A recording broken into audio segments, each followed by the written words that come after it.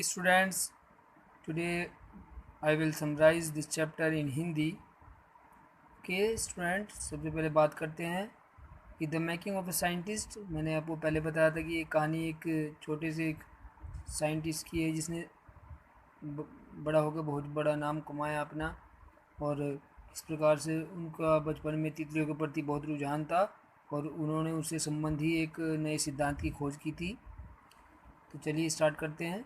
यानी जब 22 वर्ष की आयु में ही रिचर्ड एच ई ब्राइट ने वैज्ञानिक संसार को कोशिकाएं कैसे काम करती है, यानी कि जो सेल्स होती हैं बॉडी में वो कैसे काम करती हैं, कि एक नए सिद्धांत से रोमांचित कर दिया था।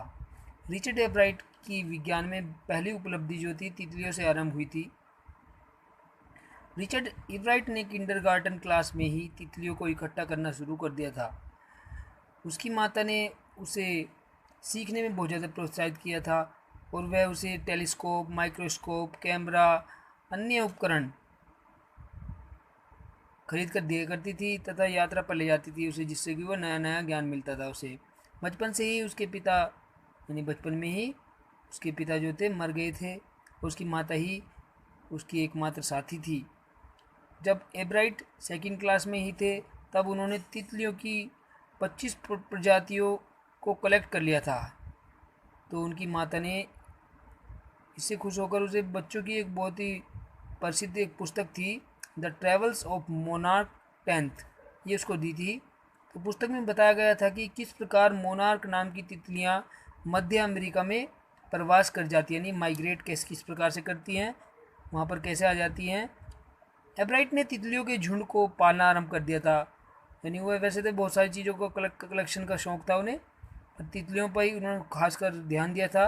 वह मादा मोनार्क को पकड़ता और उसके अंडे ले लेता था। जो राइटर जो थे, सॉरी, जो ये एब्राइट जो थे, और उसने अपने तहखाने में उनके जीवन चक्र का के अनुसार पालन किया। नहीं, वो उसको बहुत ही बारीकी से देखते थे कि किस प्रकार से वो एक छोटा पहले उसमें बच्चा होता है, फिर वो अंडा होता है, फिर कैसे बच्चा बड़ा होकर कौन कौन से जीवन का चक्र ग्रहण करता है, किस किस चक्र से होकर गुजरता है, किस प्रकार वो फिर एक संपूर्ण जीवन जीता है। तो रिचर्ड इब्राइट को अपने नए सिद्धांत के बारे में एक विचार मिल गया था जो सेल्स यानी कोशिकाओं के जीवन के विषय में था। उसने पता लगाया था कि कोशिकाएं अपने डीएनए की रूपरेखा का अध्ययन कर सकती हैं। डीएनए एक कोशिका के केंद्र में एक ऐसा पदार्थ है जो वंशावली को नियंत्रित करता है, जो हेरिडिटी को नियंत्रित करता है। इस प्रकार डीएनए जीवन की रूपरेखा है, ये पता लगाया था उन्होंने। Okay students, take care, bye bye, we will meet in the next video. Okay, take care, bye bye.